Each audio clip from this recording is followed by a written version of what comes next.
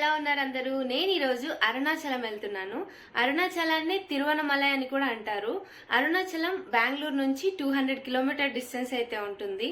And ఈరోజు అరుణాచలం వెళ్ళిన తర్వాత మనం ముఖ్యంగా చేయాల్సిన పనులేంటి, ఇంకా మిగతా విషయాల గురించి ఈ వీడియోలో క్లియర్గా తెలుసుకుందాం. చలో. అరుణాచలం వెళ్లే ముందు అరుణాచలం గురించి తెలుసుకుందాం. అసలు అరుణాచలం ఎందుకు వెళ్తారు, ఈ అరుణాచలం అనేది ఒక పుణ్యక్షేత్రంగా ఎలా మారింది, సో ఈ హిస్టరీ డీటెయిల్స్ అన్నీ కూడా ఈ వీడియోలో తెలుసుకుందాం. ఈ అరుణాచలం హిస్టరీ ఏంటంటే, మన పురాణాల్లో ఒక స్టోరీ ఉంది. ఆ స్టోరీ ఏంటంటే, ఒకరోజు విష్ణువుకి బ్రహ్మకి మధ్యలో ఒక డిస్కషన్ నడుస్తూ ఉంటుందన్నమాట. అదేంటంటే వాళ్ళిద్దరిలో ఎవరు గొప్ప అని చెప్పి. సో విష్ణువేమో నేనే గొప్ప అని చెప్తాడు, బ్రహ్మ ఏమో కాదు నేనే గొప్ప అని చెప్తాడు. సో వీళ్ళిద్దరి మధ్యలో ఇలా డిస్కషన్ జరుగుతున్నప్పుడు వీళ్ళిద్దరి మధ్యలో శివుడు వస్తాడనమాట. శివుడు వచ్చి ఆయన ఒక పొడవాటి స్తూపం లాగా అయ్యి ఆయన రూపాన్ని మార్చుకొని దీనికి ఆది అంతాన్ని ఎవరు కనుక్కుంటే వాళ్ళే గొప్ప అని చెప్పేసి ఆయన చెప్తాడనమాట. సో ఆది అంతాన్ని కనుక్కోమని చెప్పగానే బ్రహ్మేమో ఆదిని కనుక్కుంటా అని చెప్పేసి పై భాగానికి వెళ్తాడు. సో విష్ణు వచ్చేసి వరాహ రూపాన్ని దాల్చి కిందికి అంటే చివరి అంతాన్ని కనుక్కోవడానికి అని చెప్పేసి పాతాళ లోకాలని అన్నిటినీ దాటుకుని కూడా కిందికి వెళ్తాడు. కానీ ఇద్దరు కూడా ఆదిని అంతాన్ని కనుక్కోలేకపోతారు. సో ఆది అంతాన్ని బ్రహ్మ విష్ణువులు ఇద్దరు కూడా కనుక్కోలేకపోవడం వల్ల శివుడు ఆ స్తూపం నుంచి అగ్నిస్వరూపంగా బయటికి వస్తాడనమాట. సో అగ్నిస్వరూపంలో ఉన్న శివుణ్ణి నార్మల్ చేయడం కోసం దేవతలందరూ కూడా శివుణ్ణి వేడుకుంటారు. అప్పుడు శివుడు నేను కలియుగంలో ఒక రాతి కొండలాగా కనిపిస్తాను అని చెప్పేసి దేవతలకు శివుడు చెప్తాడు.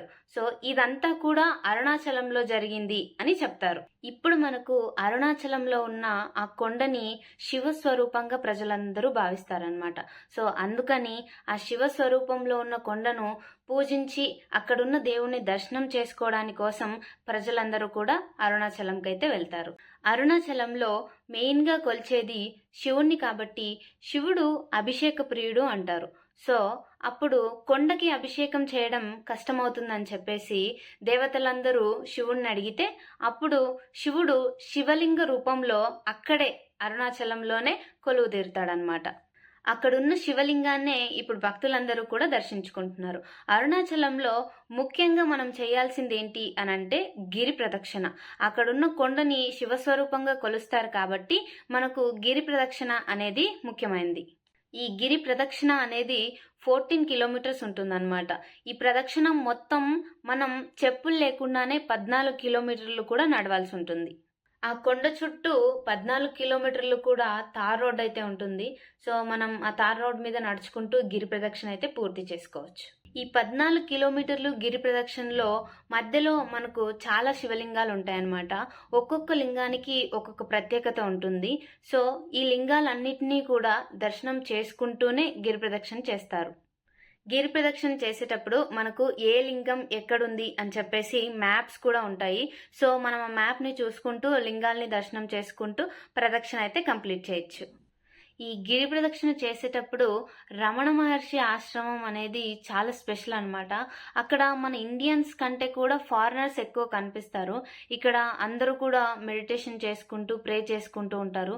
So it's a beautiful experience. So మీరు కూడా ఎక్స్పీరియన్స్ చేయొచ్చు. గిరి ప్రదక్షిణ చేసేటప్పుడు రమణ మహర్షి ఆశ్రమాన్ని అయితే డెఫినెట్లీ విజిట్ చేయండి. ఈ గిరి ప్రదక్షిణ అనేది చాలా పవిత్రమైనది కాబట్టి మనం స్టార్ట్ చేసే ముందే అందరూ కూడా తలస్నానం చేసి దేవునికి దండం పెట్టుకొని ఈ గిరి ప్రదక్షిణ అనేది స్టార్ట్ చేస్తే చాలా మంచిది. సో ఈ గిరి ప్రదక్షిణ గురించి చాలా మందికి చాలా డౌట్స్ ఉంటాయి. అంటే గిరి ప్రదక్షిణ అనేది ఎక్కడి నుంచి స్టార్ట్ చేయాలి అండ్ ఏ వైపు నుంచి స్టార్ట్ చేయాలి అని చెప్పేసి చాలా డౌట్స్ ఉంటాయి. నాకు కూడా ఈ డౌట్ ఉన్నింది. సో నేను తెలుసుకున్నది ఏంటి అని అంటే అరుణాచలంలో రాజగోపురం అని చెప్పేసి గుడి దగ్గర మనకు గుడికి తూర్పు వైపు ఉండే గోపురం వచ్చేసి రాజగోపురం. సో మనం ఎప్పుడైనా సరే ఆ రాజగోపురం దగ్గరికి వెళ్ళి రాజగోపురం దగ్గర నుంచి ఎడం వైపుకి మనం గిరి ప్రదక్షిణ అనేది స్టార్ట్ చేయాల్సి ఉంటుంది. సో రాజగోపురం దగ్గర మనం కర్పూరం వెలిగించి దేవుడికి దండం పెట్టుకున్న తర్వాత లెఫ్ట్ సైడ్, అంటే మనం రాజగోపురంని ఫేస్ చేస్తే లెఫ్ట్ సైడ్ నుంచి మన గిరి ప్రదక్షిణ అనేది స్టార్ట్ చేయాలి. గిరి ప్రదక్షిణ అనేది సైంటిఫికలీ హెల్త్ కి కూడా చాలా మంచిది అని చెప్తారు. సో ఎందుకనంటే అక్కడున్న కొండలో చాలా ఆ ఎన్వైరన్మెంట్ మొత్తంలో ఆయుర్వేదిక్ మొక్కలు ఉంటాయంట. సో ఆ ఎన్వైరన్మెంట్ అనేది మన హెల్త్ కి చాలా హెల్ప్ అవుతుంది అని చెప్తారు. మామూలు డేస్లో కంటే కూడా పౌర్ణమి రోజు ఈ గిరి ప్రదక్షిణ అనేది చాలా ఎక్కువ మంది చేస్తారు. అందులో కార్తీక మాసం అయితే ప్రతిరోజు కూడా చాలా మంది భక్తులు కార్తీక మాసంలో అరుణాచలాన్ని అయితే విజిట్ చేస్తారు. కార్తీక పౌర్ణమి రోజైతే చాలా ఎక్కువ మంది అరుణాచలాన్ని అయితే విజిట్ చేస్తారు.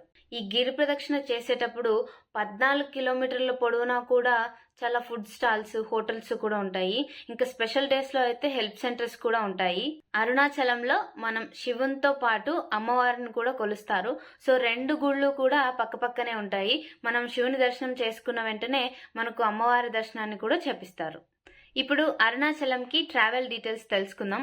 సో ట్రావెల్ డీటెయిల్స్కి వస్తే మన తెలుగు స్టేట్స్ నుంచి ట్రావెల్ చేసేలా ఉంటే హైదరాబాద్ నుంచి డైరెక్ట్గా తిరువన్నమలైకి ట్రైన్స్ అయితే అవైలబుల్ ఉన్నాయి. కానీ వీక్లో అన్ని డేస్ డైరెక్ట్ ట్రైన్స్ అయితే అవైలబుల్ లేవు. ట్రైన్ డీటెయిల్స్ అన్నీ కూడా నేను స్క్రీన్ మీద డిస్ప్లే చేస్తాను. వీడియోని పాస్ చేసి డీటెయిల్స్ అయితే చెక్ చేసుకోండి. అలానే చిత్తూరు నుంచి, తిరుపతి నుంచి తిరువన్నమలైకి డైరెక్ట్ ట్రైన్స్ అయితే అవైలబుల్ ఉన్నాయి. ఒకవేళ మీరు బెంగళూరు నుంచి వచ్చేలా ఉంటే బెంగళూరు నుంచి కూడా తిరువన్నమలైకి డైరెక్ట్ ట్రైన్స్ అవైలబుల్ ఉన్నాయి. కానీ బెంగళూరు నుంచి తిరువన్నమలైకి అన్ని వీక్ డేస్లోనూ డైరెక్ట్ ట్రైన్స్ అయితే అవైలబుల్ లేవు. నేను ట్రైన్ డీటెయిల్సే ఎందుకు షేర్ చేస్తున్నాను అనంటే, మీరు బడ్జెట్లో తిరువన్నమలై ట్రావెల్ చేయాలి అని అనుకుంటే train is the best option. లేకపోతే మనకు బస్సెస్ కూడా అవైలబుల్ ఉన్నాయి. బస్సెస్ అయితే తిరువన్నమలైకి డైరెక్ట్ బస్సెస్ అవైలబుల్ ఉన్నాయి ఆల్ డేస్లో. ఇంకా తిరువన్నమలై రైల్వే స్టేషన్ నుంచి టెంపుల్ దగ్గరికి 1 కిలోమీటర్ అబోవ్ డిస్టెన్స్ అయితే ఉంటుంది. ఆల్మోస్ట్ 1.5 కిలోమీటర్ డిస్టెన్స్ అయితే ఉంటుంది. సో ఇక్కడ ఆటో ఫెసిలిటీస్ ఉంటాయి, యూజ్ చేసుకోవచ్చు. అన్నిటికంటే ఇంపార్టెంట్ మీతో నేను షేర్ చేసుకోవాల్సిన విషయం ఏంటంటే టెంపుల్లో Darshan timings. So early morning 5:30 నుంచి 12:30 వరకు టెంపుల్ అయితే ఓపెన్లో ఉంటుంది. మళ్ళీ 12:30 తర్వాత 4:30 వరకు కూడా టెంపుల్ అయితే క్లోజ్ చేస్తారు. మళ్ళీ ఈవినింగ్ 4:30కి టెంపుల్ ఓపెన్ చేస్తారనమాట. ఈవినింగ్ 4:30 నుంచి 9 వరకు టెంపుల్ ఓపెన్లోనే ఉంటుంది.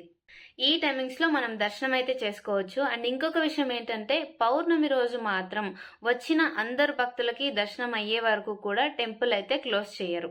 ఇంకా అకామిడేషన్ డీటెయిల్స్. సో మనకు టెంపుల్ సరౌండింగ్లోనే చాలా హోటల్స్ ఉన్నాయి. సో ప్రైజెస్ అనేవి సీజన్ని బట్టి డిపెండ్ అయి ఉంటాయి. సీజన్ అంటే కార్తీక మాసం అనమాట. సో కార్తీక మాసంలో అరుణాచలాన్ని చాలా మంది విజిట్ చేస్తారు. సో ఆ టైంలో అయితే ప్రైజెస్ చాలా హెవీగా ఉంటాయి. ఆల్మోస్ట్ అన్నీ కూడా 3000 అబోనే ఉంటాయి. అన్ని హోటల్ ప్రైజెస్ కూడా 3000 అబోనే ఉంటాయి. నార్మల్ డేస్లో కూడా ఆల్మోస్ట్ 1000 రూపీస్ ఉంటుంది. సో మీరు ఒకవేళ రీజనబుల్ ప్రైస్లో అకామిడేషన్ చూసుకోవాలి అని అనుకుంటే మనకు టెంపుల్ సరౌండింగ్లో సేవా సదన్స్ అయితే ఉంటాయి. అలానే మనకు లగేజ్ని స్టోర్ చేసుకోవడానికి కౌంటర్స్ కూడా ఉంటాయి.